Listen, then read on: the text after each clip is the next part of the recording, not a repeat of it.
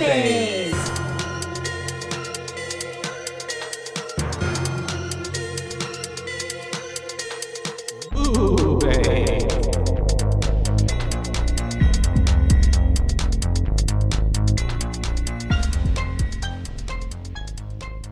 Hi, Hello. and welcome to Boobies! Boobies. Boobies. I'm that's Joshua, right. And I'm Caitlin. and we're here to give you a hell of a good time. A hell of a good time. But We're going to raise some hell. We are. We're going to hell. That's right. Today we're going to be talking about Hellraiser, 1987. British supernatural horror film. Directed by Clive Barker and written produced by. Oh yeah, produced by. Based on Barker's 1986 book, The Hellbound Heart. Hellbound Heart, Mm-hmm. which was going to be the original name, but then they said, that sounds a little too lovey-dovey, so how about no? But it makes sense because this entire movie is literally The Hellbound Heart. Yes. But the second movie is actually called Hellbound, Yeah. the sequel. So I thought it was really funny. I was reading about it, and it said the studio decided the title sounded too much like a romance and asked Clive Barker to change it. Barker offered Sadomasochist from Beyond the Grave. Doesn't quite have as much of a ring to it. Mm-hmm. And then it says, which was rejected for the overtly sexual content. He ultimately opened the floor to the production team to offer up their own suggestions, and apparently prompting a 6-year-old female crew member to offer up what a woman will do for a good fuck. A 6-year-old? A 60? Oh, 60. Yes. I thought you said 6-year-old. I was like, damn. What has a 6-year-old been through? No. No. First words. Yeah. So all of that. It's 1987, right? We said that. Mm-hmm. It's a pretty cult classic, I would say. I feel like a lot of people nowadays are like, Hellraiser is like one of the, like a Freddy, like a Nightmare, like a Jason, like, who's the other one? Freddy, Jason. Michael? I'm like missing someone there. Someone super important. Our favorite one. I know, but especially with Pinhead, these are, it's kind of just a very staple. And like, even if people have never seen Hellraiser, you know what Hellraiser is. Yeah. You've at least seen Pinhead. You've seen the mask during Halloween at like the stores and everything. Yes, exactly. It took 6 hours, roughly 6 hours, to apply all the prosthetic makeup for Pinhead. I believe it. Mm-hmm. I mean, this whole movie is the special effects, practical effects. The practical effects are hella good. It's really good, for 1987. And them basically just doing everything, themselves. Some of it was pretty gross. It was, yeah. We even start off with it kind of in that area. We have Mr. Frank starting us off in the movie. Let me open that. There we go. Because he's buying a box. Yes. And has some very dirty fingernails. Oh God, the fingernails made me want to throw up. I don't know how fingernails can get that dirty. I was like, boy, you need to trim your nails and then also get one of those thingies and clean under them. Mm-hmm. The music here was really good. I thought Christopher Young composed it. Yeah. And he's in charge of a lot of music. Yeah, he's done other films such like Sinister. Mm-hmm. Which we covered. I believe, or just Sinister. I don't know. One of the Sinister, yeah. Yeah. And then also a lot of other films that we've covered. He did The Grudge. Ooh, I didn't know that. Yep. He also did Guillermo del Toro's Cabinet of Curiosities. It just came out. So that's pretty cool. He's done a lot of big ones, which was fun. And the music I thought was really good. It was like haunting and creepy. Whimsical. Yeah. All at the same time. Because it is kind of a love story. It is. Essentially. Yeah. Also, he's a fucking prick. Yeah. Special effects to Bob Keane as well. Mm-hmm. Or shout out to Bob Keane, who is the special effects, makeup design, and all that. Yeah. He really stuck his foot in it. Because like we were just talking about, it's an iconic look. Mm-hmm. So to have done that, that's a pretty huge deal. That's a legacy. Yep. And so we have Mr. Frank. He's buying a box. What's your pleasure, Mr. Cotton? Mm-hmm. From undisclosed person that we don't know his name, or their name. But anyways, we end up panning to Frank being in some candles that are set in a square around him. They're all lit. The way he said, "Take it, it's yours." It always was very like. cryptic. Yeah, and then it makes me think, because especially how the ending ends here as well with another person. Yeah. I don't know who that was, but the next victim. Yeah, it was. Also, was that dude a shapeshifter? Was he the dragon? The dragon at the end. The guy who is selling the box, because he could obviously shapeshift into the homeless person. True. So it makes me think that he takes on different forms just to go and retrieve the box and then do it again to someone else. Yeah, possibly. I like that idea. I say yes. But yeah, he ends up taking the box. Like you said, he's in the candles. And he's looking pretty fine. Oh yeah, he's got a nice body, got a very pretty face. Yeah, and he ends up. It's basically like a puzzle box, magical puzzle box, and he does just the right little finger movement on it, and it starts opening up, just like pussy. Legs. Yes. Okay. And so we have these little blue lights that come out of the box. It's very. That's the one. That's the one thing that I don't like about the whole movie, as I think it could have done without the little electrical blue. And it wouldn't have dated it. As much, that's true. It could have gone away without using anything at all. Yeah, just and have it open. And even the blue lights like creeping in from behind the wall the holes. I don't know what that is. It's like floorboards, but on the wall. The cracks. Yeah, the cracks in the walls, I guess. Yeah, and that blue light looked really good. Yeah, and it did. It was like, ooh, something's here. And then those little things started going around, and I was like, it gave very 80s film. Yeah, it did. And I feel like it also, so I know Cenobite isn't Cenobite Crunch? Yes. No, but Cenobite sounds like something technological to me. Just that idea. Yeah, even the bite part of it. Yeah. I think that's probably what makes me think that. And Megabite, trilobite. Yeah, and I feel like the little electrical blue light things going, were kind of indicative of that. But again, I do feel like it could have done without that, and then the movie would have, I felt, really stood the test of time because the practical effects were so good. Yeah, and like unsettling at some points where I was like, this is fucking dark, and this looks really nice. Like they did a stand-up job with this, especially with the Frank character after the fact. Yeah, like when he's all over the floor. Oh yeah, God. Yeah. Whenever he started crawling, scary. I was like, it's freaky. I don't like things crawling. Especially when they look gross. Yeah. And they're dragging like their little legs. Don't work. Yeah. Scary. But really fast as well. Yes. So these hooks on chains just come out of nowhere and start latching onto his skin. And I will say the hooks going into the skin looked a little unbelievable. The skin didn't look real. Yeah. It looked like those things that people use to like do like fake operation stuff on, like latexy rubbery thing. Yeah, like practice tattoos. Yeah. That type of stuff. That fake skin. Yeah, I don't know what else to call it. Which is probably what it was. Or like, have you seen those things that people have nowadays? And it's like, the pimple popper thing, and like fake, but that's what it looked like to me. Yeah. But he ends up getting hooked and chained, and we see, these, what we later on figure out are Cenobites. And we have a few different ones, right? At this point, or is it just Pinhead? I think, for sure we're getting Pinhead. Yeah.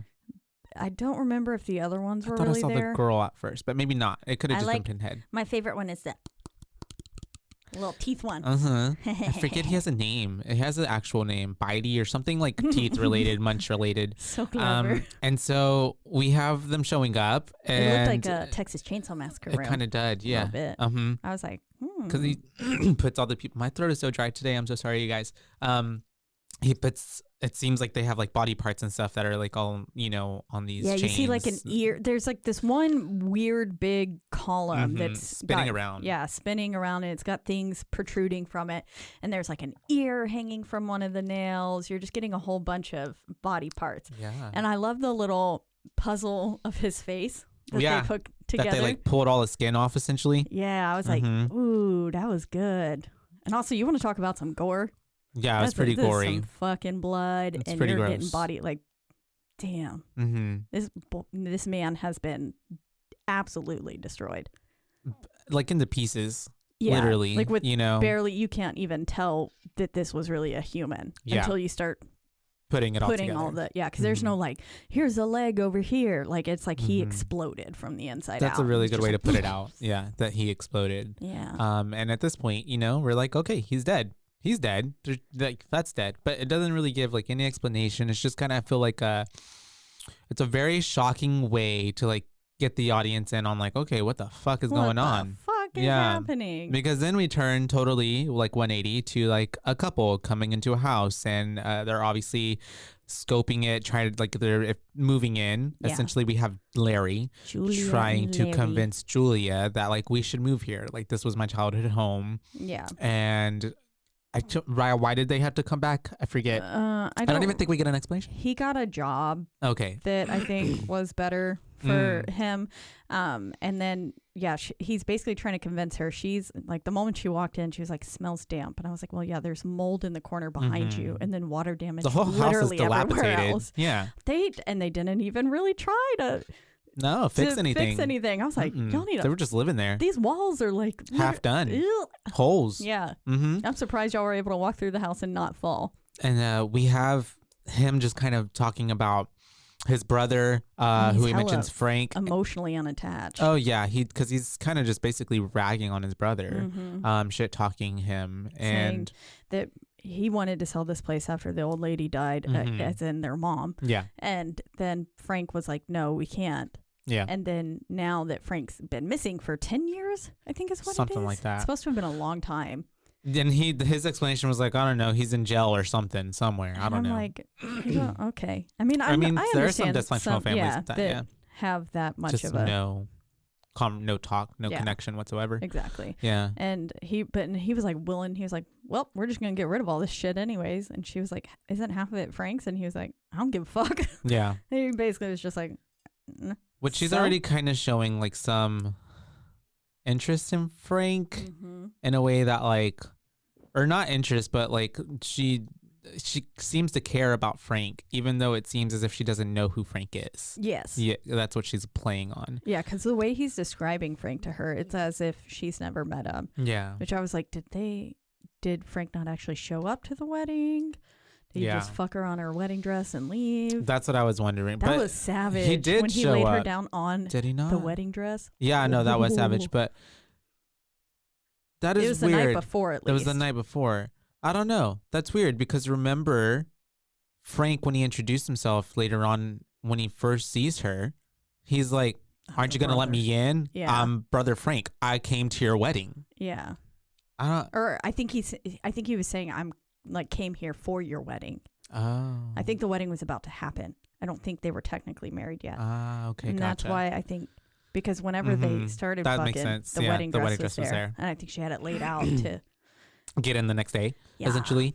So anyways, we do have them scoping the place out. She's looking around and goes off screen. We do have Larry going into the kitchen, and there's like maggots and flies and roaches because there was like food left out. And it just looks really gross. It's like not even just regular, it's like intentional almost, it seems like, or maybe because there's evil in the house, it's just like it's just super rotted, and there's just maggots and all these roaches. You really and stuff. Dislike maggots, right? I don't like maggots. Yeah, I don't know anyone who does. Yeah, but they're gross. Whenever this scene came on, I was like, ooh, Josh must be hating this.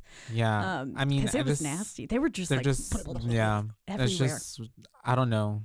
I guess because I know it, like they're little fly babies, right? It just seems really gross. I just couldn't imagine them being like all over me, like people do for Fear Factor and all that. Oh yeah, hard pass. No. It's like they're like little mealworms. Yeah, kind of, but slimy. Those little worms that like when you're a kid and like digging in the ground, and those like that's mealworms, the puffy white ones. You know what I'm talking about?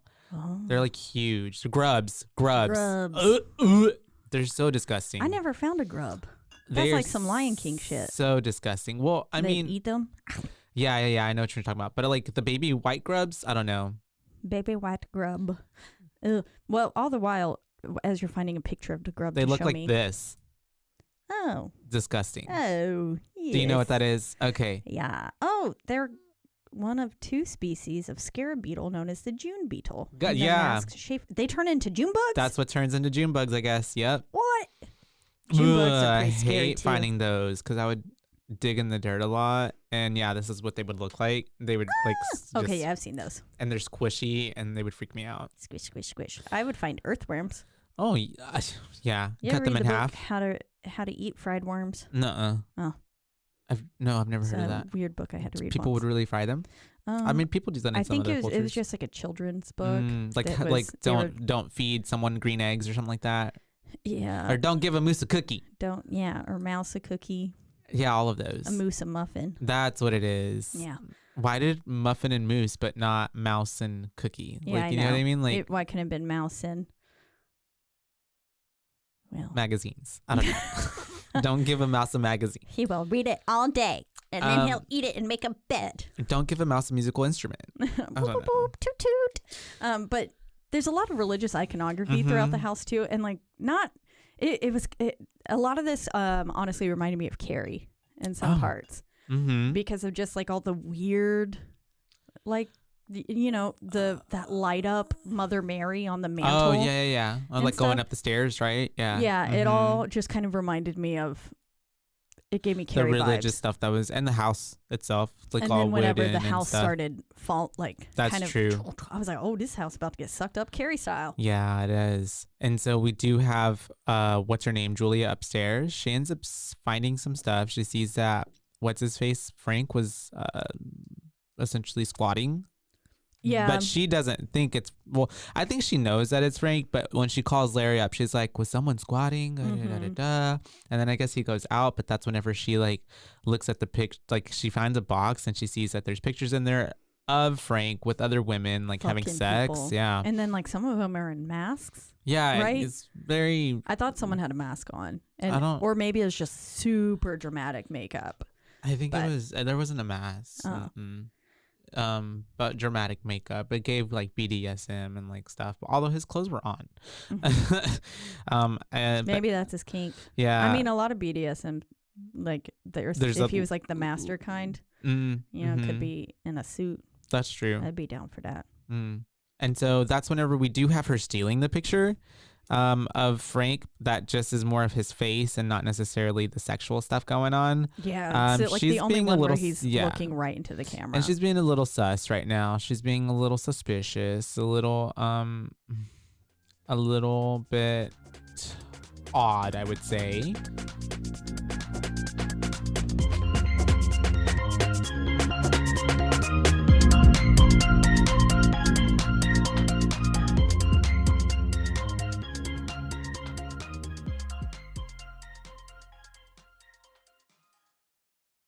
From the host of the popular podcast, The Only One in the Room, Stash by Laura Cathcart Robbins is a propulsive and vivid memoir about the journey to sobriety and self-love amidst addiction, privilege, racism, and self-sabotage.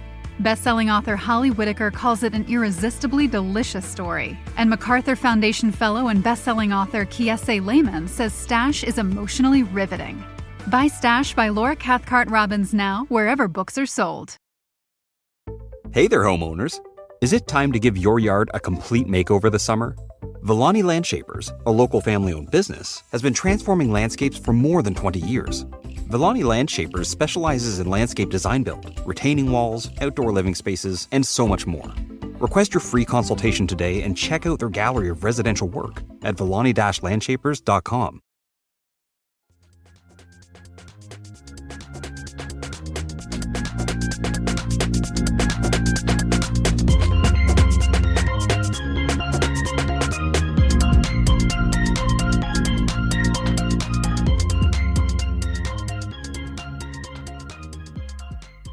She's acting odd. She's acting weird. Okay, and so I was like, your mom? No, Miss Julia. Julia. And so we do have. It is hella creepy, like how she was keeping his picture. It's like, ooh.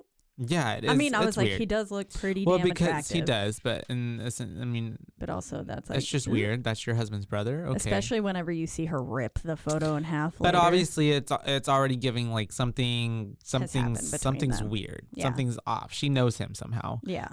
And so I didn't get like though where it went, I thought like maybe she met him before. Yeah, and then that's what like I he thought, disappeared, and then she just ended up, well, if I can't have Frank, I'll take the brother. Exactly. Yeah, but I don't know. Yeah. And so Kirsty ends up showing up. Yeah, she calls and basically says, like, I got a room. I'm not going to be staying with y'all. I don't want to stay with you. And essentially before that, I guess we did see there were weird looks between the movers and like the mom and Miss Julia, and it feels like she kind of is just slutty. We're at that part, yeah. Like just kind of sends vibes to everybody. Yeah. And Larry's not aware. Well, and then also, I mean, I don't know. I think also those men were just gross. They're perps, yeah. Because they also hit on the daughter. Yeah. Which was like, she's clearly very young. And But she gave to me like she's in her 20s, no? Yeah, she gave but me like college age. Early 20. Yeah, like very, like maybe 19 or 20. She gave very young to me. It's true. And I don't know. And then also just the way that they were like, you got any beer? And she was like, yeah, it's in the fridge. And then he was like, well, I guess I can't get it. And I was like, yeah, she's not your fucking servant. Yeah. But it was also the 80s. Yeah, it's true. It's a little different. I don't give a fuck.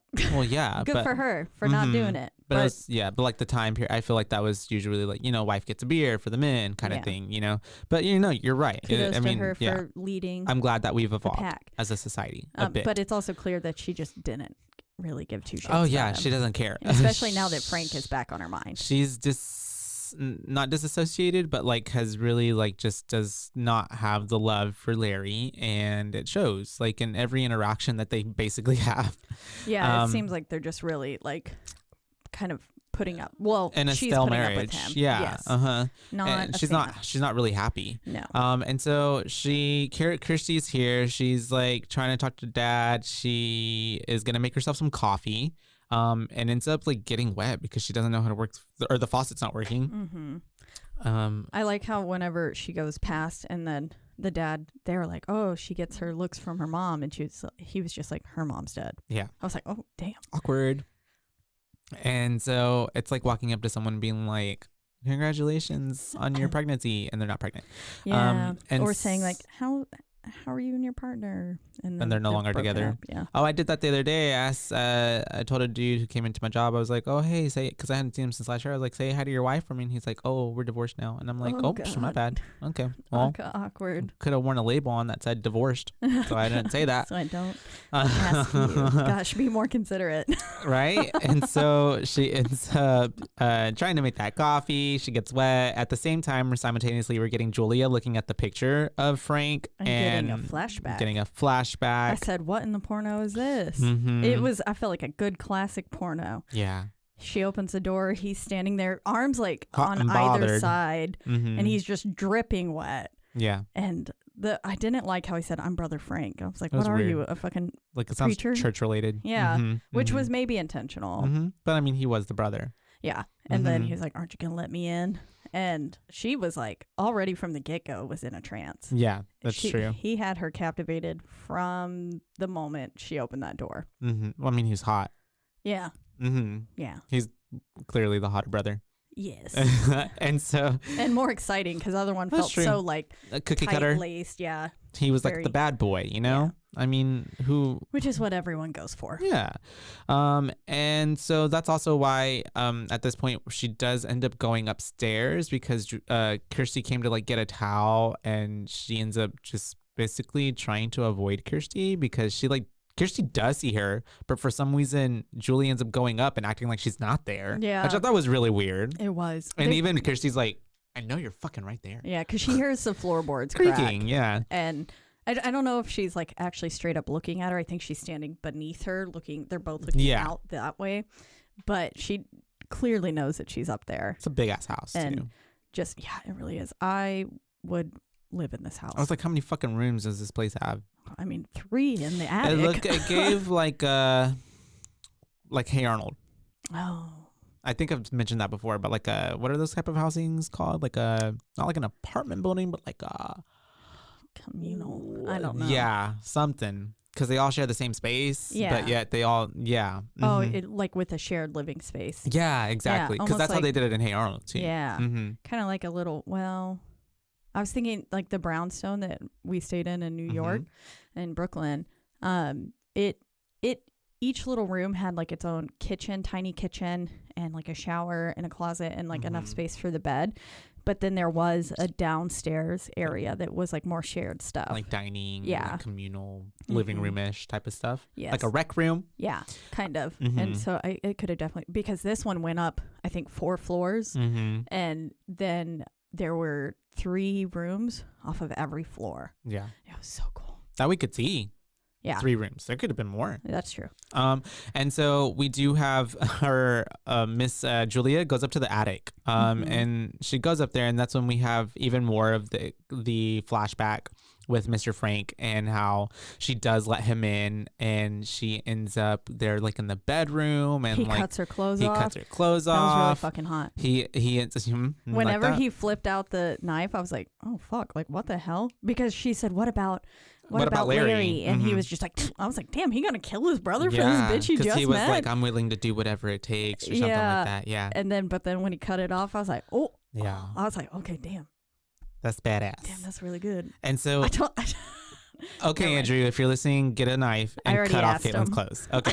And so we then have her go. We see the whole affair happening with Frank. He lays her down on the wedding dress, like we said a while ago, and they end up making love at the same time that Larry's downstairs trying to like push a bed upstairs with the moving guys, and they're like, you push, I pull, and he's making grunting noises, and it's cutting to his wife Julia making grunting noises with Frank, getting fucked by his brother. And then she looks like she's about to get off by memory alone, just standing there she's up in the hot attic. And bothered. She is. And I honestly loved this scene. I thought it was so good, the transition between the knife or the bed and everything, and then them doing it. Have I ever seen anything like it ever? No, and it was good. And then whenever, and oh god, in the anticipation of seeing his hand get closer to that nail, I was like, and then it happened. And then he gets his hand sliced, which is pretty deep because, and he does have like I forget what it's called, but a phobia of blood. And so as he's trying to make his way upstairs, you can already tell he's trying not to look at his hand. He's like already kind of like, he's definitely woozy. Yeah, he's woozy. To pass out. And he's telling Julia, like, look at it. You know how I am with blood. And as he walks into the room, we do see that his blood is falling onto the floor and it's hitting the floorboards, and it's like very dramatic because we hear like the splashes as it's hitting. She gets a fucking, I don't know where the fuck she got this little tissue from, like nowhere. She just like goes to the side and just like, oh, there's bandage, there's tissue. I wonder if it was the same towel that what's her face was. I don't know. But she would have had that. Right? Kirsty would have had that. Yeah, but I don't know. Did they make it down the stairs at that point? I don't remember. Maybe not. Kirsty or Julia? No, Julia and Larry. No, they're in the attic. Okay, they're still in the attic. They're still in the attic room, and because more of his blood is falling, and that's whenever we do see that the floor drinks it up. Very like and smart it seems house. to go kind of it centers around the nails as well. There's a lot of nail imagery in this movie, which I also could lead back to the cross. It's true. And then also he was Pinhead. Nailed. Boom. Yeah. And so we do have this like heart underneath the floor. Yeah. That's really cool. Coming to life. And it gets awoken by the blood, and you just hear like the heartbeat, and then it fades to, or it doesn't fade, but then it goes to, you know, them coming downstairs, and that's whenever Kirsty, I keep wanting to call her Christy, but her name's Kirsty. Kirsty is like checking it out, and they're like, they need to go to the hospital, go get it bandaged up. And I just want to say the practical effects on his hand were really good. The way that whenever she like holds it out and she goes, I think this is gonna need stitches. I was like, oh fuck, that's gonna need stitches. But the way that his hand was just sliced right there, and then it was like, you know, and that's a part it was like, pulsing, and you have to move your hand in that direction. That must hurt. Oh yeah, no, you get cut right there. That's some pretty serious damage. Yeah, it looked like nerve damage could have happened. Oh yeah, but the way the blood was coming out was just really good. That was the first time that I was like, damn, these practical effects are good. And then I just continued to say it throughout the movie. Every time I was like, they get better and better and better. That's good. Yeah. And we do have them after this leaving to go to the hospital, get bandaged up. The floorboards start squeaking. We do see these blue lights start coming through the floorboards as well. Ooze is seeping up through it. It's like corn syrup. Yeah, it did. Yeah, it's very sticky looking. Yeah. And so that's whenever I'm like, what the fuck? Because this whole like skeleton, starting with like the legs, right? Or I think it was the arms. It is the arms. You're right. They come out and then they end up like pulling the rest of it out. But whenever it first came out, it did look like a little leg. Yeah. Because it was just like a straight femur. And then a little like nub on it. And then it went. And so we basically see this whole scene of a body reanimating itself, coming back to life, but like just the insides, like the bones, the guts, the brain. The brain. Yeah, we started seeing that. Coming together. And it was really it's cool. really cool. Yeah, it looked like filmed stop in reverse. Motion or almost as well. Stop animation, like very like cut to the next scene. Yeah. There's a lot of the movie that looks like it could have been also filmed in reverse or stop motion, like with the blood that goes into the IV drip at one point. That's true. And then the flower unraveling and stuff like that. That was a really cool transition. Yeah, I liked a lot of those scenes. There's a lot of like stylistic choices in this movie. Yeah, very artistic. Yeah, very and much I felt like definitely for a horror movie. What was being done at that time. This was like, this was elevated horror and that to an extent. And Clive Barker like talked about that a lot because they wanted, this came out. One of the facts I read about it was cool. It says, according to Clive Barker, as the writing of Hellraiser script took place during the height of A Nightmare on Elm Street, Friday the 13th, and Halloween film series, his intended portrayal of Pinhead as an articulate and intelligent character was initially not well received by the producers. Some suggested that Pinhead should act more like Freddy Krueger and crack jokes, which that would have been awful. Have been great. And then while others suggested that he be a silent character like Jason Voorhees and Michael Myers. And not speak at all. Yeah. But Barker insisted that Pinhead's personality be more evocative of Christopher Lee's portrayal of Count Dracula. Part of the chill of Dracula's surely lies in the fact that he is very clearly and articulately aware of what he is doing to you. And that's like, I mean, that is kind of terrifying. And he says it's one of the reasons like why Hannibal Lecter is scary, isn't it? It's because you always feel that he's going to be 3 jumps ahead of you. Yeah. Which I was like, that's really good. And yeah, it does make him that much more terrifying. Because it's also, like you said, he is aware of what he's doing. So like, it's just he wants to do this. Yeah. It's dark. It kind of takes the like the fantasy. Well, it is super fantasy. My bad. It takes the Michael, Freddy, the jokes, especially with Freddy. Like it can take you out of the element of like, well, this is a really freaky, scary, horrifying thing. Like there's no levity, there's no comedy to like really make it lighthearted at any way. No, it's just like this movie's just dark. Yeah, it's just dark. And it's like, but like also in a way that's like really beautiful. That makes sense. Definitely. Yeah, beautifully dark. Like the dream sequence with the girl with Kirsty and the feathers and stuff. Yeah. Also Texas Chainsaw Massacre. Oh yeah. I feel that. That scene was fucked up and beautiful. I loved it. I was a big fan. And cutting after to his recreation, Frank, we do cut to a dinner scene, and it's Larry and his friends. We do have someone who is Kirsty's age. What's his name? Steve or I don't remember. Something like that. All I know is I was like, ew, why did this kid eat that cigarette? And so whenever he like flipped it into his mouth, I was like, yeah. We have him kind of putting on the Mac talk with Miss Kirsty. Somehow he poured a drink in her cup, but he's like, and it seems like when it's shot that he's right in front of her, but he's literally like catty cornered to her. Yeah, Did you ever notice that? I think it was the dad. I think it was his dad pouring that drink into her cup. But they were putting the camera on the boyfriend? Okay, got it. Yeah. Okay. Because I think you see him like kind of offer it, and then they like flash back to everything that's happening between her and the boyfriend, because then she's like, I won't be able to stand up, and then he was like, well, lay down. Which is really weird to say in front of someone's father. Parents. Yeah. And then all the men started laughing, and I was like, oh my God. But Butterball Cinnabite.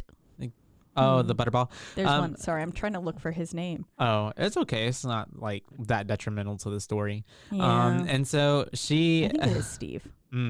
Miss, that's what I feel like. I'm recalling Steve for some reason. But this is the picture for Steve. That is definitely not Steve. Not Steve. And so we do have Miss Julia excusing herself Chatterer. from Chatterer. Yeah, that's what it is.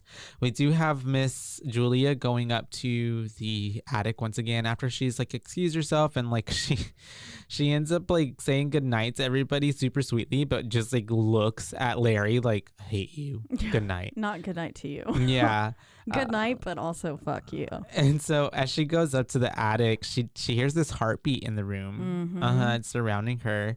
And something kind of gives me that she was supernaturally like drawn up there at that moment as well. Yeah, I think consistently she's drawn up there supernaturally because she feels Frank's presence. Yeah.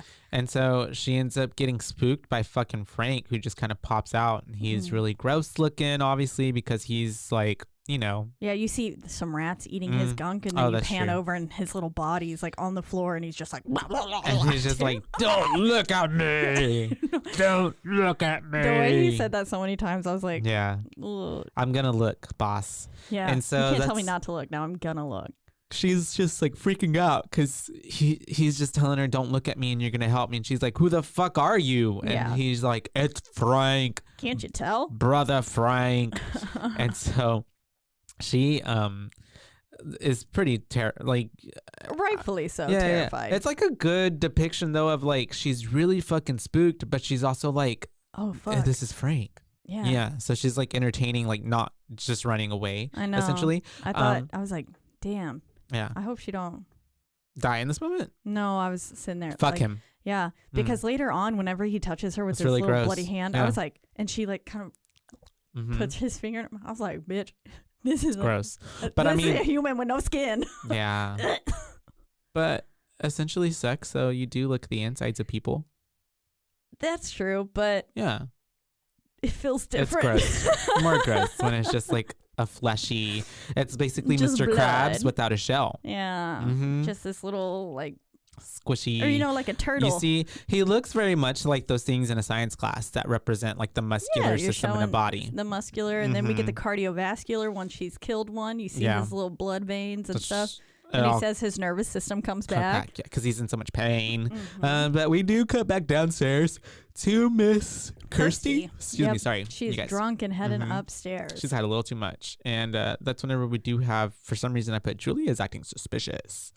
Yeah, because basically he is saying, like, as she's stumbling upstairs, we flash back to Frank saying, the blood brought me this far. You have to heal me. And then as, like, you see her kind of being like, okay, so like we're going to have to give you more blood. And then we see, Kirsty getting closer up the stairs, further up the stairs. And at this point I was like, damn, is she going to kill her own stepdaughter? That's what it gave. Like it really did. And then she kind of like blocks her from going up any further too. And that's why she was being like acting hella suspicious. She's acting really, really like on edge. And so that's whenever we do cut to Kirsty with Mr. Steven. I guess they went out or something after the fact because they're hanging out and they're kind of talking. And going back to her place because she doesn't live there. That's true. And this is where we get our first encounter with the person, the creepy the hobo man guy watching. Sorry, he might not be homeless. I'm sorry. Now, he is credited as the derelict. Oh. What does that word mean? I don't know, but I feel like it's probably not a good word. Derelict. Like a in poor condition as a result of disuse and neglect. Okay, yeah. Like a vagrant type of situation. Is that what they're trying to like give the derelict? Okay, yes. A person without a home job or property. Gotcha. So a homeless man. Yeah.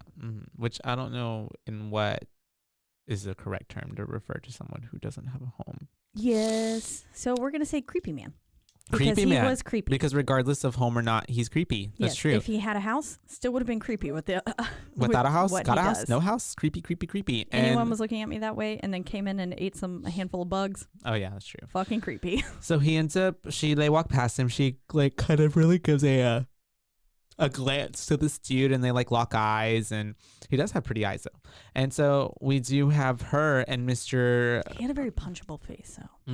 Right? I don't know. I didn't recall it being punchable. Was like, I could punch anybody though.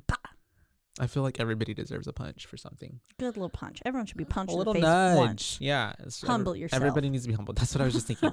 And so we have a pretty cool, cute shot of Mr. Steve, that's going to be known as, and Kirsty walking in front of like these subway tile things, and they're have this little lovey-dovey flirtation thing going on, and they start kissing, making out. And then I love how the camera panned from out of that into the next scene, and homegirl is thinking about fucking Frank yet again. Yeah, she's thirsty, and she basically goes back up to Frank and tells him once again, I'll do anything, whatever it takes, like to save you. Yeah. And because whenever he tried to leave her the first time, he said, what did he say? It's not enough. It's never enough. Whenever he was trying to leave her after they actually had sex the first time. Yeah. And she was like, I'll do anything. And then now she is still just, even though he's a weird little... Dickmatized. Yeah. I mean, honestly, the name What a Woman Would Do for a Good Fuck is very fitting for this film. Because, yes.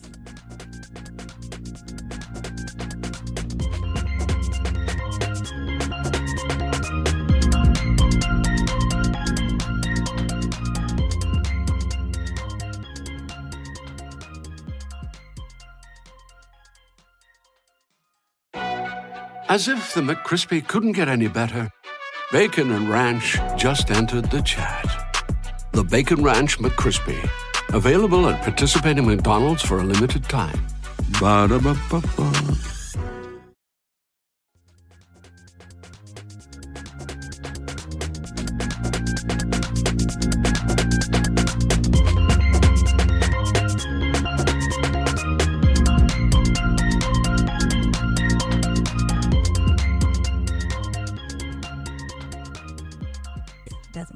This is my favorite part. So after all of that shenanigans with Miss Julia talking to good old Gooey Frank, we have Gooey Frank, Kirsty having this nightmare. Yeah. And this was such an awesome scene. She walks in and there's like feathers everywhere. At first I was like, what the fuck is happening? And then I was like, oh, it's a dream sequence. Okay. Chicken feathers all around her. Yes. Again, reminded me of Chicken Room and Texas Chainsaw Massacre. But feathers everywhere, blood, like also we're looking at this body that's been shrouded, got like a blanket over it, and you hear a baby crying all the while too. So I was wondering then if her mother died during childbirth. Possibly could be, and that was why there was the repetitive baby crying sound around Kirsty. But I don't actually know if that's true. I don't know. I couldn't tell you. But she basically, as we're watching this thing, and I love the way that at first you see a little bit of blood seeping through, but then the camera pans behind her head and you can't really see how saturated the bed's becoming until the thing is covered in blood. All of it. And it was like, oh, fuck. It was good. I liked it. And then the body pops up, and who was it? Boy, or was it her dad? I thought it was her dad. Okay. I thought it was a boy at first, and then I was like, oh, wait, no. I think it's the dad. But it was that, like, bloody and mutilated that you can't see. That you can't really tell. But yeah. I was like, it's definitely a male. Could be both. But yeah, because then he woke up, and so I was like, did Steve also had a bad dream? Like maybe. Or I wonder maybe if they were having a shared dream. It could have been. Or he just woke up and just saw that she was having a really bad dream. Because she's obviously having a fit in bed. She's like, flailing and, oh my God, oh no. And he wakes her up and she's like in sweats, and then she ends up calling her dad. God knows, like, what, it's 3 a.m. The way that whenever she was just looking, like as her eyes were focusing on boy Steve, the way that she just goes, Daddy. I was like, damn, is she calling him Daddy? And then I was like, oh no, she's gonna go call her dad. But then at that point, because you didn't think that was her dad on the dream, like, I already knew, like, she woke up, like, she's worried about her dad. Something's happening to her dad. Yeah. And I think because at that point, too, maybe she's getting this other sense of, like, dad's going to get hurt in that house. You know? Something's wrong with Julia. She clearly doesn't. She can feel that the bad Julia presence doesn't like. Yeah. And maybe it gives that her dad. It gives that her and Julia never even got along. Yeah. Throughout the whole movie, And so we do have her calling dad, and dad's just like, I'm okay. I'm fine. Like, don't worry about me. And we do have the mom it's just Frank upstairs, and he's all slimy. Yeah, Frank's like kind of moving from the attic. He's looking down as like Larry comes back up from answering the phone and he's just saying it's just Kirsty, like she had a bad dream and stuff. And then she was like, okay, but Frank's just like kind of watching over them. And it's like, Kirsty. Yeah. Yeah. Which was creepy. And so that's whenever we do have Miss Julia at a bar. And she's giving her, throughout the whole movie too, by the way, Julia's outfits, she's eating. She had like really nice, like 80s businesswoman, 80s, like, style. Power woman. There was outfits. one point in the film where I was like, I feel like she's attractive, but the 80s also weren't doing her many favors. That I could see that. With her hair and makeup. The hair, the makeup. Because her body was snatched. Body was fine as fuck. Yeah. I was like, okay, I get it now. Why these people are like, she's hot. Because with her face, I was like, there's just too much. Well, and she never, yeah, sure. Yeah. And I feel like with a more relaxed hairstyle, she could have been much prettier. She did have very like strong features. Very much so. And like, I guess what you just said, and the way that she acted throughout the whole movie, it just gave very like bitch vibes, resting bitch face at all times. And I don't want to be that person that's like smile, but like, I mean, like, if there was some other levity to her, she could have maybe, her beauty could have been showcased better. I feel like, she was always just like in a very disdained mood. And the only time that we truly ever did see her look like almost like enjoying herself, she was moaning and having sex with Frank. Yeah, and whenever she opened the door to Frank, she looked giddy and very childlike in nature, like a schoolgirl crush. Yes, in that moment, and then every other time it's bitter. Which is very bitter. Not a good look for anybody. Yeah. You look like you're constipated. Yeah. And so something bad. She ends up meeting this guy at the bar. He's really ugly. He gives her a little pickup line, and then she takes him home. And I kept like, ugh. Ew, the whole time because he was saying the cringiest things. Like don't tell me you fucking changed your mind. I was like, bitch. Yeah. And then I was like, this motherfucker deserves to die. Kill him. This is before the Me Too movement. And so, but like men are always assholes. Men still do this to this day, Caitlin. I know. Men don't take no for an answer. I was thinking about that as I was driving home because I feel like I just had like a playlist going and an artist came on who I'm pretty sure had some sort of scandal and allegations and stuff against him. And then I was like, ew. I was like, ew, people still do this. Not me jamming to the song, knowing you're Oh, I changed it. Yeah.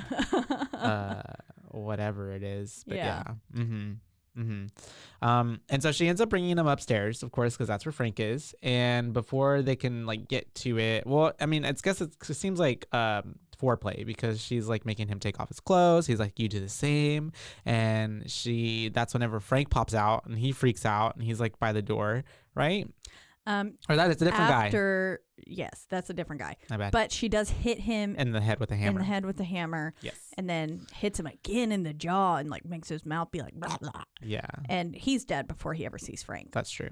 He's already on the ground, and he looks pretty bad. The special effects are pretty cool. Practical they were. Effects, I really liked him there. They're practical, not special. My bad. And I'm not even a fan of people getting hit in the head, but I loved that it did not give me a close-up look of the hammer hitting his head, but then afterwards the way his jaw was just like open, gross, and awesome. They did a great job with it. And Frank comes out and he's like, dinner time, and he's like, don't look at me once again. He drinks him like a little wait, no, that's later. It's the second guy that he drinks like a little straw. And so because this one we don't necessarily see because she goes out of the room. He's doing his thing. And that's whenever we do have... I called him Little Frank. Little Frank, aw. Little Frank crawling over. Little baby has his first steps. Because remember... Oh, that's true, because he was all like... the way he moves. And so after that, she goes back in, and the body's like basically a prune. Like, you know, it's all up. And it has been sucked dry. Yeah, and so she ends up... Looks like some beef jerky. Been sitting there, but also bloodied. And it's so crazy because at the same time that she's trying to like clean up, Larry's getting home, and so she just essentially moves one body to another room, which I'm like, what? That makes no sense. So she just moves it to like the room across the way. I was just like, damn girl, what do you plan to do with that? Like, she was like, I'll get it later. I was like, someone is and she's like that. In her bra, her like doesn't have her top on. Negligee. Yeah, and this is where she goes back in. And the first time that he was like, Frank was like, because he's slightly more formed now and he's able to fully like stand up. And he's like, come here, damn you. I want to touch you. And he says, come to daddy. Then he grabs her boob. Yeah. With his hand. I was like, ew. And she ends up getting out. And she is trying to like slip away from Larry because he's going up the house. He hears her, obviously, and so he's trying to find her. She goes into this restroom and she's just, trying to clean herself up. But it also kind of seems like she's just kind of got a thrill out of the murder in a way. Like she got off on it somehow and getting off on Frank. And she's like, my boobie just grabbed by him. And so she ends up, telling Larry through the door, the restroom. She's like, I'm feeling sick. And I love how she's like, aw, babe. And he's, trying to be nice. Can I do anything for you? And she's just like, no. Brandy would help. Yeah. And I was like, I don't think Brandy's going to help with you feeling sick. Yeah. But okay. And then she... Maybe it's like a hot toddy. I don't know. But she ends up going back up there. He's talking to her and he's like, I need more bodies. I need more blood. He says one more, maybe two. Because I think this is the part is when he said he's hurting. Yes. Yeah. And his nerves are like coming back together. And he says the Cenobites. This is where we get, I think, the first word, a mention of the Cenobites and their name. And he says that he needs to get away because they're going to come back for him. The moment they realize that he is gone, they're going to be back. And then Larry's like coming up and he's saying like, Julia, where are you? And then Frank says, poor Larry, obedient as ever. And then the way that I think he grabbed her again and he says, it'll be like love, only real. And I was like, it's gross. What? Yeah. Like love, wouldn't it just be love then? No, just like he can't ever feel real love. Yeah, no, he can't. There's at one point in the movie where I was like, girl, he is using you. Mm-hmm. And then whenever she gets dead, I was like, yep. Could have told you that. This guy's toxic. He is bad news, sweetie. Mm-hmm. He's a cowboy Casanova. That's right. Pinhead's really Carrie just Underwood. And that's true. There's another artist I like that has a song called Casanova. Oh, yeah? It says Cowboy Casanova in it as well. Really? Yeah. Mm-hmm. Anyways, not as well known as Carrie Underwood. I mean, she is America's Idol. It's true. Number 7 or something like that. Yeah. I don't even know. I was like, which one did she? I remember voting for her. Yeah? Yeah, I would call in. Yeah, I never voted for anybody, but I remember people voting. Yeah. I would like religiously call in. I mean, the only idol that matters is Kelly, though. That's true. CBH. That's true. But okay. Never mind. Okay, so we're at the animal store and we're with Kirsty now. She's at work, obviously. There's like some bitch who's like trying to speak with the manager and she's like, well, he's not here right now. Something was happening with her bird or whatever. I don't even know. It was a lizard. I wasn't paying attention to her because at the same time we have the dude who she saw earlier come in. Creepy man. And she ends up like trying to like, she dismisses that lady who was talking to her, and even the lady's like, well, what the fuck? And so that's whenever she goes to the dude and she's like, what are you doing in here? And he just like starts to like grab all those crickets from the enclosure that they're in and just starts eating them. And I love how she's like, stop that. Don't do that. Oh my God, get out of here. Yeah. And she's just like, ugh. Yeah, And so she does get him to leave. Which was surprising. With just her words. Considering that. But yeah. He like walks away so creepily and slowly, like, yeah. And she's just like following behind him, looking very like grumpy. Yeah. She definitely was a little put off by the way he was eating those crickets. Yeah, I would be too. Anybody eating crickets? No. And then we cut to Miss Julia getting another dude back into the house. And she kills. This one happens much quicker. Yeah, very fast. We don't get no foreplay. We see him come upstairs. And then wham, bam, thank you, ma'am. And then that's whenever even he's like yelling at her, begging for her, like, don't let him kill me or something like that. And then this is the guy who gets sucked away like a straw. Yep. And Frank is getting like more and more put together. And I was so confused because then afterwards you see Frank wearing clothes and I was like, bro, why are you wearing clothes when you're still slimy? Yeah. Like, because nobody wants to see that. You just see it like seeping through the shirt. Yeah. And I was like, you also chose like an ivory colored shirt out of all the shirts. Yeah. At least get something red. Something that would like not look like you're getting through it. Yeah. And so we do have Miss Julia being at this point, like you said that you would give me an explanation. You owe me an explanation, like why, what happened. And he starts to explain about the puzzle box and how the Cenobites made him experience, pain and pleasure and the most like whatever. Yeah, he says pain and pleasure indivisible. Like the most that he could ever experience. Yeah, all at once, which is what the Cenobites are kind of basically all about, is just experiencing pain and pleasure. Yeah. Yeah. And he says it opens the doors to the pleasures of heaven or hell, which they come back later. And whenever Pinhead's like, or one of them is saying, you know, some think of us as demons. Yeah. Others angels. Yeah. And so we do have her. Like, damn, that's basically a fucked up person thinking they're angels. Yeah. Well, I mean, angels in the Bible are essentially evil, like terrifying monsters. Yeah. They're not pretty, glowing. The demons are pretty. The like devil himself, Lucifer, like he's beautiful. Yeah. I don't know. But anyways, and that's why we love it. We do. We love Satan. And so he ends up watching the boxing. Oh yeah, because at this point we cut to Miss Julia and what's his name, Larry, and there's like, you know, having downtime, and he's watching a boxing match, and he's like super into it, but he's like, if you don't want to watch this, we can watch something else. I thought you didn't like this. Obviously you're watching it, bro, and if you thought that she didn't like it, then why are you watching it? Don't put it on to begin with. There you go. Watch it on your own time. There we go. And so we do have he hears something upstairs, and so that's whenever he wants to go up, and she's like really doing everything to like not get him up there, and we do even sleeping with him. Yeah, because she comes on to him. We know she don't do a lot. Yeah, she's gonna use a pussy, and so she ends up getting him into the bedroom, and that's whenever we do have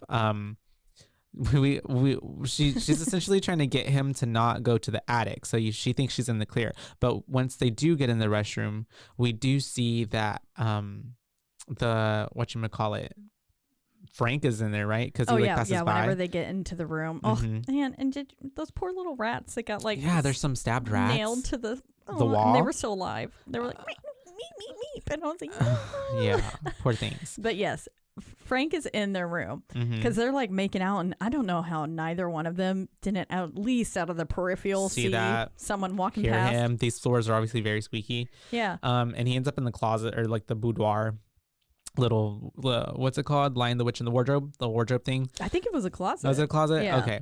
And it had those slatted doors. You're right. Closety. And so they do very Michael Myers when she's in the closet. And so we do have them like, you know, kissing and stuff. He's like all over her, and then we have Frank coming, and he's got that knife that he had from the flashback, and he has a rat in one hand, and she's just like, no, don't do it, no, oh my god, no. And I mean, I didn't understand why Larry wasn't stopping. Yeah, I was like, sir, how do you not? He was still just going on, and she's just like, no, please don't do it. It's I guess he never gets it, and he just like went feral, red. Yeah, just went. She's even like, she says something. It's something to me like repulsing, or like something like not repulsing, but I can't stand it. Something like that. Yeah, because I absolutely can't like handle that. Frank is basically seemingly about to kill Larry, but he ends up just slicing a rat instead, like over the bed. And the way that you see the knife like moving through that rat's body before it like finally breaks the flesh and that flap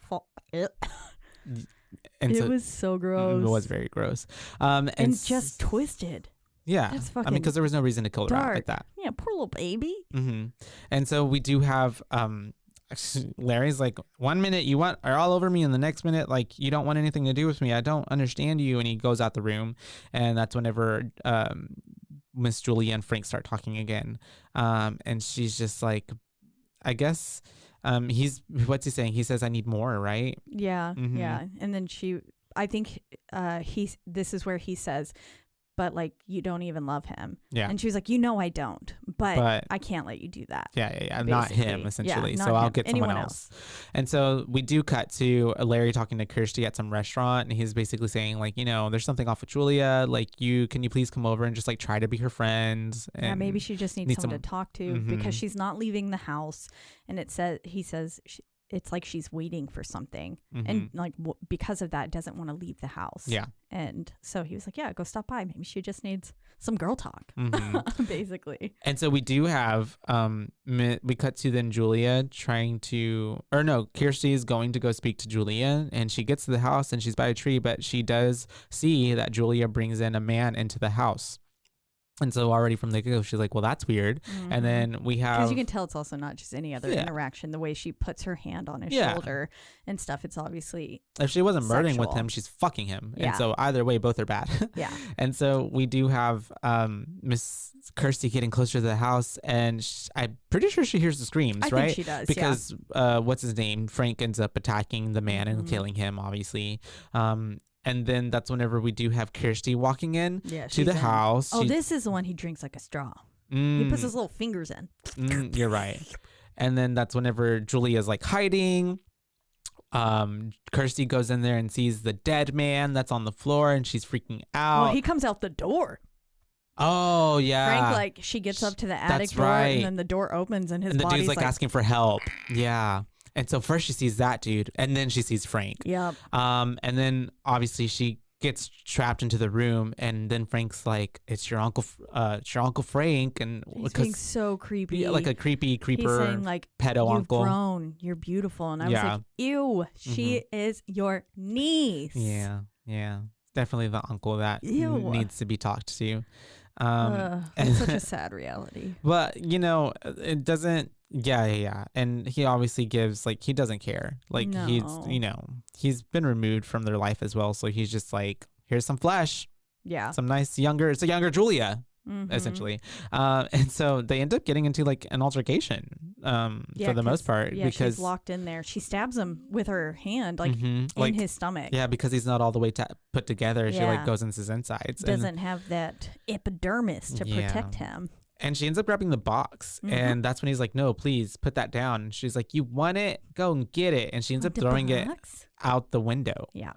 And then she jumps out the window. No, just kidding. She doesn't. She runs out the house, and then she grabs the box and she's gone. So she stole the box. And we, what's his name? Frank is like, no.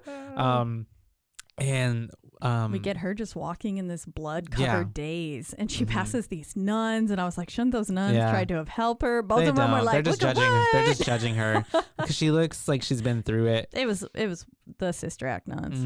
Whoopi was there. Yep. She said, we ain't got no time for it. I see that in Vegas all the time. Literally. She's like, we're going to end up like her if we don't, get into hiding. And so that's whenever she ends up waking up, and she's in what I'm assuming is an asylum or like a mental institution. Yes, it didn't give normal doctor's office. No, it didn't. This gave some sort of institution. Yeah. Because she ends up there in the bed after like they're talking to her, like, can you please like recall what happened? She's like, I don't know. And this was where we got that first image of the flower opening. Oh yeah, because it was like it really transitions into that. On this, just the image of this red flower opening, which also, it kind of gave very creepy like uncle vibe, like with that and everything, like she was the flower that had developed in Frank's mind. Anyways, that's what I got. And then it flashed to the TV screen, and that's where you see the nurse watching that video of just the flower unfolding, and I was like, what? Why are you watching that? And because Clive Barker. And so that's whenever we do have her talking to them, and they give her the box, so he's like, maybe this will jog your memory. And so she ends up trying to open the box, essentially figure out the puzzle of it all, because they've locked her in as well. They basically were like, no, you can't leave this room, like sit down. You can't, because she wanted to talk to her dad, but she's like, they're like, no. And she was like, it's important. They were like, well, we'll decide that after we talk to you. The police are going to want to talk to you too, so just sit here and stare at this box. But of course she starts touching it, and it opens. She does like whatever to it, and it ends up opening up like a puzzle box does. And that's whenever we do see that like the floor and the walls, they start lighting up, and some Harry Potter shit. Yeah, because the opens this tunnel. Door essentially opens up. You're right, it is a tunnel. And what does she do? She walks through it, and there's like a baby crying from within. And I was like, why would you go towards creepy tunnel that just magically opened in the wall? I mean, I probably would too. Honestly, I'd be like, oh, what the fuck is this? It looks scary. I'm gonna go in.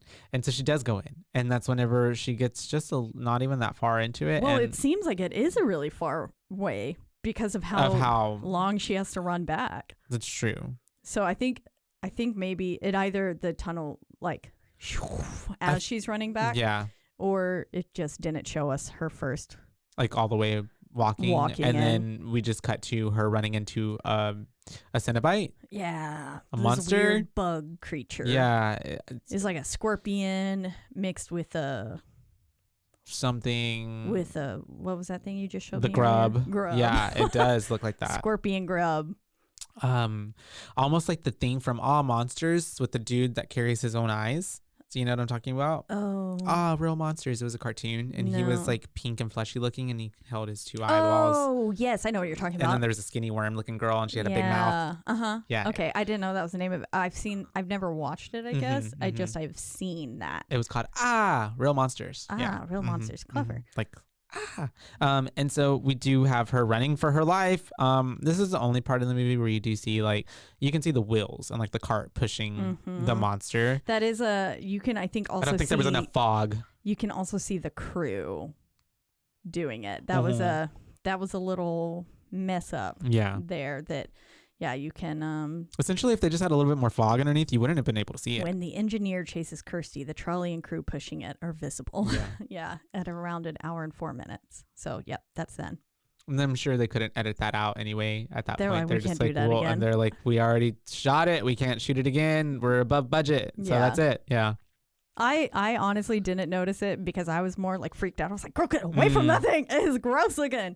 And it was getting close to her. Yeah, it was. But I'm sure if I went back and watched it again, I would be able to see it.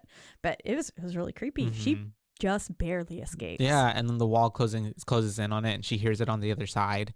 And that's whenever she's like back in the whatchamacallit, back in her room. And this is where we get those super artistic shots that we were talking about earlier. We're getting like shots of the wall and like the tile on it seems like glowing, turn sideways and then glow. And then there's that IV drip that's now filling with blood, which I feel like was filmed in reverse and stuff there. And then the TV with the flower going and stuff and then flipping between channels. All of it was really cool. And we have the Cenobites appearing. We have like Chatterer. The Chatterer. He comes up close to her on the wall, and he's like all up in her, shoving his fingers up in her mouth. Fingies in her mouth. There's a lot of fingers in mouth in this movie. Yes. And we have the lady Cenobite as well. I don't know if that's one with the neck hole open. Yeah. She got thyroid surgery. That's what it gives. Or like, she had too many cigarettes. Yeah. And never mind. I'm sorry, I almost laughed. Terrible. And so that's whenever what's his name, Pinhead, comes up. Yes. And he starts explaining to her who they are. We are the Cenobites. You use the Mox as a means to summon us. We are demons to some, angels to others. We bring pleasure and pain. All these things. It's a very serious spiel. And this is when I want to input my personal interaction with Hellraiser, with Pinhead. Oh, yeah. So, because this is, I think, our first like major scene with Pinhead, and we're getting like an idea of who they are, who the Cenobites are, and who Pinhead is. So, long before I ever saw Hellraiser for the like one time that I had, because honestly, going back into watching this again, it felt like a new time. A new movie. Yeah. It's kind of same for me. It has just been so long, and I haven't seen the remake. So I am excited completely different to watch that. Yeah. But the first time I ever encountered Pinhead, I was a very young child going through a haunted house, as I apparently did a lot, because my mom took us through, and it was myself and my 2 younger brothers. And so they had to be little, right? Yeah, we were very young. And we were getting into this. She's pushing a stroller through the fucking haunted house. That'd be funny. Okay. She should have had us on those little child leashes, though, honestly. But we were like going through, and we get to this one part where Pinhead's at the end, and it's like he's in like that elevator kind of thing. Yeah. And but the actor sees that there's children with my mom and stepdad. Yeah. And so he just goes, hey, watch your step. It's about to get real tight around there. Because the next corner that you went through, the wall, like the ceiling started getting little. Yeah. And so you had to like basically crawl hands and knees if you're an adult. Yeah. I think we were able to kind of just like hunch through because we were children. But so to me, I thought Pinhead was a really nice man. I thought he was really good. Aww. And then he was very respectful to you. Yeah. I was like, wow, Pinhead's so kind.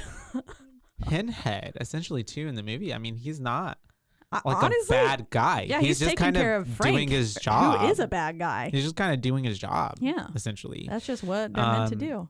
And so she ends up explaining to him like, yeah, know Frank? Y'all did this to him? And they're like, yeah, we know Frank. And she's just like, well, he escaped from y'all. And they're like, nobody ever escapes us. And she's like, well, I can prove it. Yeah. And so if y'all want to take me, I got a better deal. How about I give y'all Frank instead? And then that's when Thyroid says, maybe we prefer you. And I was like, oh, yeah. oh. And then she has to like really be like, no, I know where he's at and I can get him to you and I can trade you. And that's whenever even Mr. Pinhead is like, you can do that. Yes, you can try.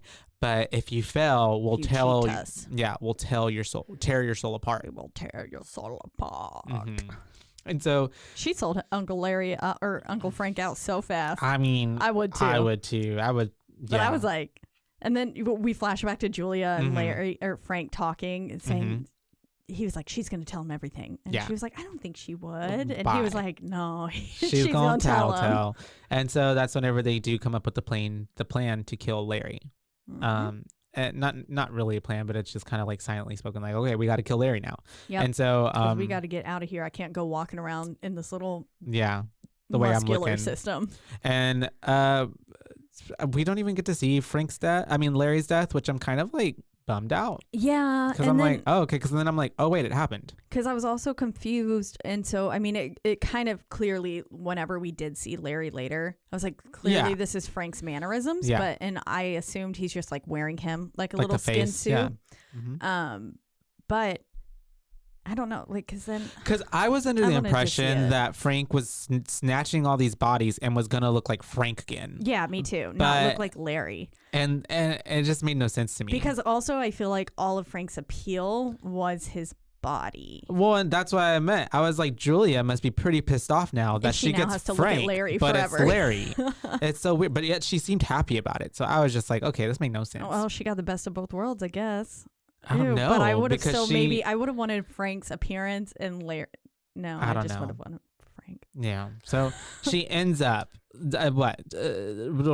Miss fucking Kirsty shows up to the house because this is right after as well. Sorry. He does end up, we see that he is in now Larry's body and he's fucking Julia in Larry's body, which I thought was really weird too. I didn't realize at that point that it was not Larry. Yeah. I thought that they were going to kill Larry that way. And so I thought that they were just fucking. And then all of a sudden, whenever Julia goes downstairs because she hears Kirsty come in, I was like, oh shit, is she just going to let him like go up there? Like, what are they going to do? And then it wasn't until I saw how Larry was speaking to Kirsty that I was like, this ain't Larry. Yeah. This ain't Larry. He talks just the way Frank does. Yeah. And he was being like, real creepy. Cryptic, yeah. Also as well, because Kirsty's trying to talk to him. And then, I mean, at that point, I'm just like, how can she not tell that this is not her dad? But okay. Because there was just a nice, around the hairline was just blood. And so that's whenever... It's like a little puzzle. She does end up catching on because, I mean, Frank gives it away. Because he's like almost proud of the fact that he took over Larry's body. He's like, go look, go see, because he's telling her like, we've killed Frank, like it's over, it's done. That's right. And then she was like, I need to see. So she gets up, she goes to the attic, but they trap her in there and they lock her in there. Yep.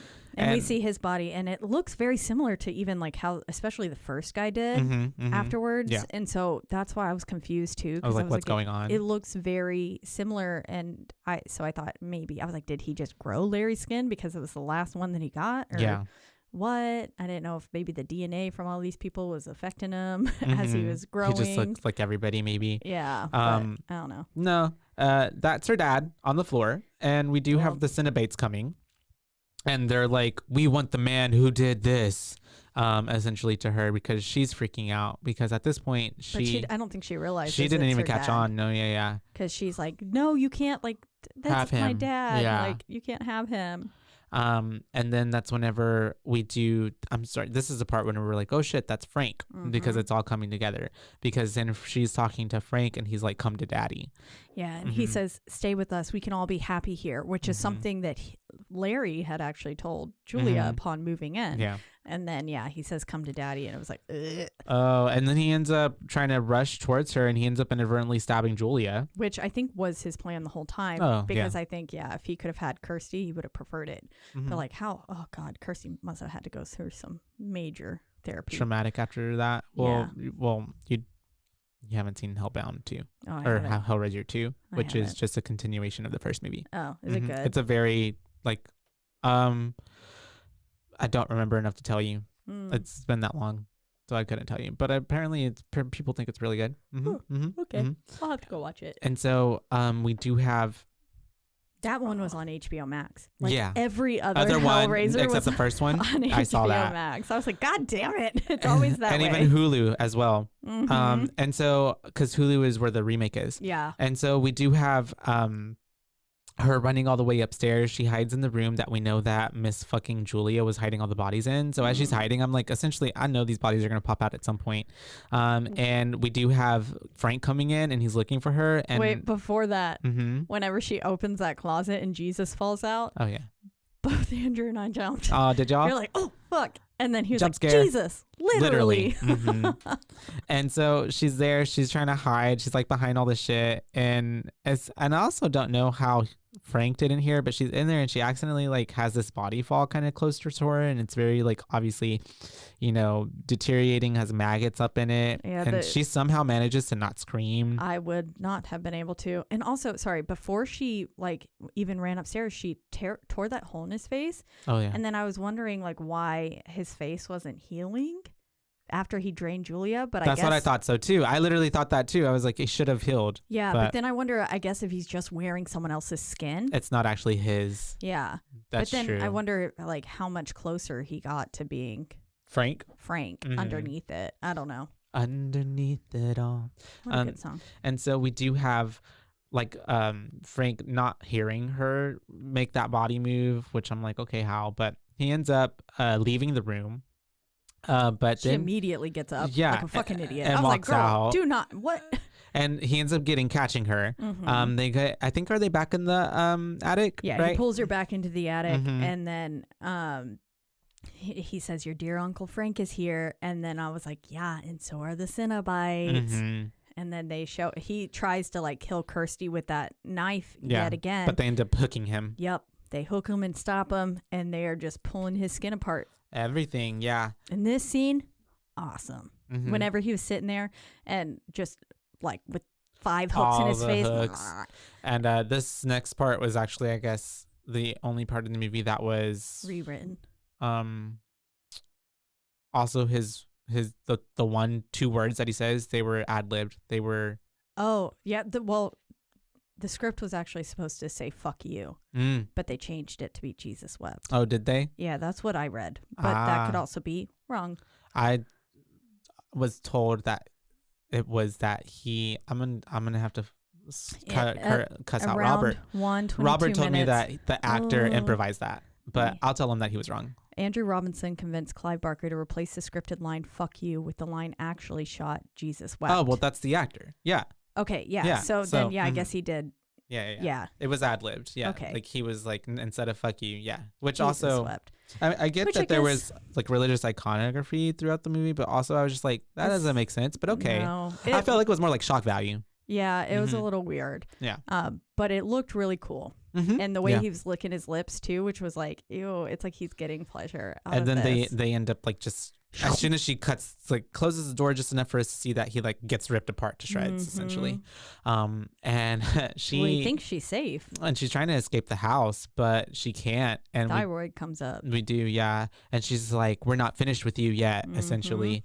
And so she ends up able to figure out a way to destroy the Cenobites, or not really, but like put them back in the box, because she's like doing it in reverse or something. Yeah, and she finds Julia's body like also chained up in the bed holding the box. That's right. And that's where Pinhead pops up behind her and he says like, we have such high hopes for you or something like that. We have such sights to show you. Oh yeah. And then that's when she turns around and is like, go to hell. And he's like, no, don't do that. And she sends him back to the box. And then she does it for other 2 of them, like the girl one, and then the muncher, what's his name? Chatterer. Teeth chatter guy. And she ends up trying to get out of there. Steve comes up and he's like trying to help her. This is where the electricity got really bad too. Oh yeah. I was like, this electric when they're stuff zapping away hasn't aged well, as it like the turned yellow and then yeah. And Steve comes in there to try to get her, but doesn't really do. He almost dies by Jabba the Hutt. Yeah, but before that even happens, it's funny because Jabba the Hutt gets like squished by, I guess, all the, debris Rubble. of the falling house, which I'm like, that's the only one that you don't have to put back, I guess. Yeah, I don't know. I was a little confused by that. Also, this felt very like Pokemon. Gotta catch them all. Yeah. Just put him into the catching Pokeball. them in their Pokeball. And they end up, like you said, this is very Carrie style. They make it out and the whole house is just like going, it's falling in on itself. Oh, wait, before she has...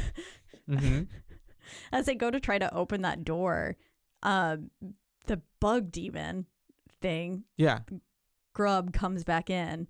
That's not Jabba. Jabba was the other one you're right. with the You're right. sunglasses. Yeah, you're right. Uh-huh. But it comes back in, and it honestly just looks like she's having a slapping fight. Yeah. Mm-hmm. That's pretty comical. For the longest time, and then you're just getting these like really intense shot of her eyes. And I think it even slaps Steve at one point. Yeah. And then she finally is like able to send it back. But it just was for the longest time, like if you would have taken away all the other sound around it, I felt like it would have just sounded like... Yeah, it's very much like those music videos that they take away the music and then you hear like the person's shoes squeaking and like, oh yeah, dance break. Oh yeah, I did that. Oh, I look so hot. And so they end up making it out. The whole house is burning down. It's like somehow in little piles separated. And I was so confused. Also, I wish they honestly would have ended it with the door slamming shut. That would have been a like perfect cliffhanger ending. You don't really know what happens. I thought that would have been really nice. But yes, it's burning and there's like this one chair that's like fully still formed and on fire. And I was like, you're telling me that the whole foundation of this house is destroyed, but this chair, it made it. This chair is still standing. It's destined. It was destined for her to then throw the little puzzle box on it and into the fire, because I guess she's thinking it's gonna burn it away. And it doesn't, because we have the creepy guy coming. And she's just staring at him, and Steve's just staring like what's about to happen, and it shape shifts out from, he ends up reaching into the fire, he catches on fire, and I guess the skin suit melts off because it turns into this dragon. A fucking dragon. I was like, what the fuck? Yeah, it turns into a dragon and it just takes the box and flies off with it. And we do see it's on the table again. We have the dude who was selling it earlier, and he's asking the dude again, right? What's your pleasure? Or something like that. Yeah, he says, what's your pleasure? Sure, sir. Not sure. And it was a nice little bookend. And the way that after, we had the box the first time, it panned in through the circle on the box. And then this did the same thing, that it panned out with that circle on the box. We see Kirsty and Steve still standing there until the box forms. And then we're on that table again with that man. And what's your pleasure, sir? And that's the end of the movie. Roll credits. Yeah. Yeah, it was a really good little ending. I do, again, think it would be fun. This does very much leave it open-ended for a second film. Yeah. But I think also slamming the door shut could have been just a cool way to end it as well. And still be I think it still leaves it perfectly open for a sequel. Yeah. But... because there's no real ending, essentially. Yeah, exactly. Yeah, I don't know how she... I think Robert told me this part of the second one is that someone brings back Julia. And Kirsty somehow is roped into it somehow, and she ends up like, it's this whole stuff. Yeah. Fun.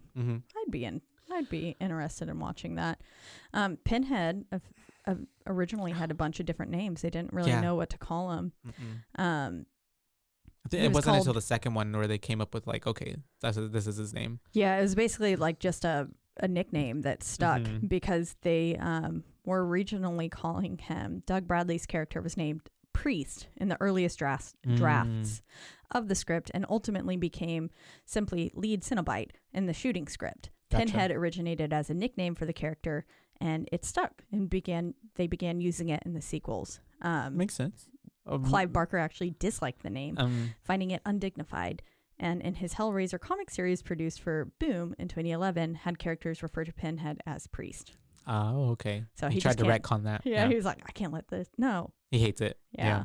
I think maybe because it wasn't his own name that he came up with. Maybe. Well, I guess maybe he could also like, I'm Pinhead Larry. No, I'm Dirty Dan. And nobody wants to be Pinhead. That's true. A Pinhead, I think, essentially had a really negative connotation from like the 30s, 40s. Yeah.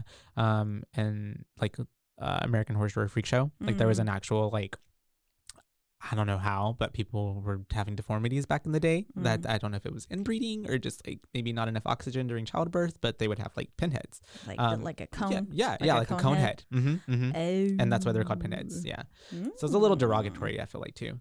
But yeah. But priests don't make a lot of sense either. It does not. I mean, unless you're saying that sex is your god. Could be. And they are your angels. I don't know. But I would give it, if we're going into the booze. Yeah.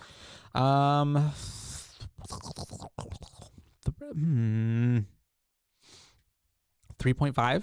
3.5. A middle of the road 3.5 for me. Why is that? I thought, I'll give it a 4 solely because for its time the practical effects were really good. Yeah. That was the best part of this whole movie. I was shocked. Was the practical effects and how really cool and gory and creepy things looked. Honestly, the storyline, I didn't remember the storyline being this, which was essentially just two lovers and trying to, him trying to get back to life. I just for some reason didn't remember it that way. Even though I remembered kind of the characters of, but memories are unreliable. It was so interesting to watch, honestly. It had a cool story. I honestly think too, it was a drama. That's what I'm it was literally a drama. Yeah. Kept you involved. It was also just dark as fuck. Yeah. A lot of murder, a lot of death. Lots of gore. And, Larry really got the shit into the stick. Because I feel like he was really trying to be yeah, he was a caring spouse. Nice guys finish last. Yeah. And yeah, if anything, it's just more so for the effects and for Pinhead himself, the movie will get a 4 from me. But storyline, everything else, I feel 3.5, if that makes sense. Yeah. I'm still a 4. I think I really liked the storyline, actually. I mean, my other favorite genre of films is rom-coms. So I'm a little sucker for the love stories. I guess maybe because I just couldn't care for Julie or Frank that much. It was just not, I don't know. But I mean, I clearly, between them, I still was just okay. I mean, she was a pretty shitty person. And then he was obviously trash. Yeah. But they were made for each other. Yeah. And so, I mean, I don't know. It was still kind of oh, this is interesting. And that she's willing to do all this. Yeah. It's almost how Science, we were this is a drama and there just happens to be aliens. It's this is a drama and there just happens to be these Cenobites. Yes. Yeah. And just fuck ton of gore. That I feel could just be, I mean, this, if there was ever a classification of gore, this is it. Other than Saw. Because it was really fucking bloody. I actually was pleasantly surprised. I didn't I didn't remember thinking I was going to like it this much. But all the shots and how well everything aged was just really incredible to me. Other than, the electricity, lightning things. Those really, really didn't. It was very much like Freddy, and whenever he just kind of glitches right before dying or whatever. It gave before, that. Yeah. And but that was still even done better. It really was just not that good. Yeah, that was everything else so top. It made because the film I think it was made with $1 million and it made 14 million in the box office, but I think it made 20, something like that. It made a lot. It didn't look cheap, and those lights make it look cheap. Yes, and it was almost like they knew how to do practical effects, but not special effects. Whoever the practical effect guy, makeup guy, did a fantastic job, and then they just hired some subpar technical and special effect dude. I can see that, yeah. Or lady, I don't know. But yeah, it just seemed like this was on just another level, and then this was just down here. But overall, I mean, I thought it was an hour, 30 minutes, 33 minutes. It was really easy to get through. It was, the scenes alone were just really cool, artistic. I liked it. Some really cool transitions. Yeah, really cool transitions. Very it's almost like an art house horror film. Yes, exactly. And then it also, I mean, the acting on some levels wasn't my favorite, but it also wasn't terrible in the slightest. Yeah. So, I mean, overall, I think I would give it a 4. A solid 4. 4 boos. From me. You heard that. So it's a solid 4 from the boobays overall. Also, I didn't know what the term Cenobite meant. I didn't know it has a meaning. Yes. It is a real word that means a member of a communal religious order. Oh. So I guess that's also why some more religious stuff comes into play. And why his name was supposed to be priest. Yes. And the Hellbound Heart specifies that they are members of the Order of the Gash. And the text also refers to them as hierophants. I have no clue what that word means. Sycophants, but hierophants. Have never heard of it. I want to look up on the web. It is. A hierophant is a person who brings religious congregants into the presence of that which is deemed holy. As such, I hope this is the correct way to say it. Hierophant is an interpreter of sacred mysteries and arcane principles. The word comes from ancient Greece, where it was constructed from the combination of these Greek letters that I cannot tell you because I don't know Greek. That's wild. But yes, so interesting. So it seems the book has a much more religious taking than maybe we realized just from watching it. And I feel like maybe they could have fleshed that out a teeny bit better than in the movie to really make that point clear. Unless you're like going in knowing the word Cenobite, which I didn't. Yeah, no, I didn't either. And I'm like, who would really? Yeah. It's odd, unless you're like a religious text It went from a book to a movie really fast because like the book came out, The Hellbound Heart came out in 86. They were really and the movie a fan came out of in doing 87. That. You know, Exorcist with a quick turnaround. That's true. Well, I mean, even to this day, I guess that makes sense. Yeah. Movies be turning into books all the time. Or books turn into movies, my bad. Yeah. But sometimes I feel like it takes a long time for certain books where I'm like, this should really be a book, like Twilight. How long did that take? I don't know. I was in the 6th grade when I started reading some of those, and those films didn't come out until we were in high school. So like 4 years. That's still really fast, though. I wanted it to be sooner, and then I was let down. Well, but now that's what happens with books that turn into movies, right? Yeah. Yeah. Anyway, so interesting. There's so much. Solid 4 from us. Here's solid 4 from your boobays for 1987's Hellraiser. And what will we be covering next, Josh? We'll be covering the remake for Hellraiser, which is Hellraiser. Also called Hellraiser. But I'm excited. It's on Hulu, so if you're listening to this and you want to watch it before you hear us talking about it next time, go do that. It's free. Yeah, it's free assuming you have Hulu. That's true. Sorry. Oops. You have to be subscribed to Hulu. You need to start a free trial, but Lord knows we probably all have started a free trial with Hulu on 18 different addresses already. Yeah, for sure. And so, super excited. It's You've already seen it, I've right? already seen it. Okay. So, and you're going in dry. Yeah. Yeah. So you got one lubed up, one dry. So we'll give you a pretty good, decent review of what happens. Yeah, that. Dry fucking is never good. No.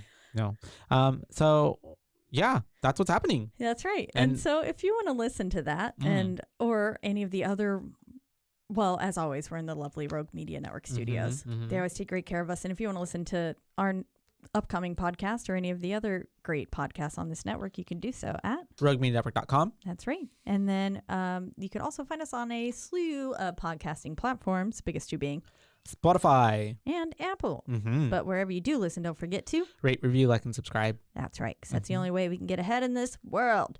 And then if you want to let us know your thoughts on Pinhead, if you had a nice Pinhead experience, if you had a really scary Pinhead experience, if you are Pinhead, please let us know. DM us, on our only social media platform, that is Instagram at Boobays Podcasts. And that's BOOBAES, because they're your boobays, not your boobabes. That's right. And I love how that's such a flex for us, like our only social media. What a flex? No, it's like, because it's so funny that it's like, that is our flex though. You can only find us in one spot. Yeah, one spot. We're elusive. It's confusing. No, people do get on Facebook still. Not us though. Facebook runs the world. Yeah. Facebook owns Instagram. That's true. Yeah. Meta. So it all works. Yeah. It's all the same. But anyways, I think, is that all we have for today? I think it is. It is. So until next time. Bye, bays. Bye, bays.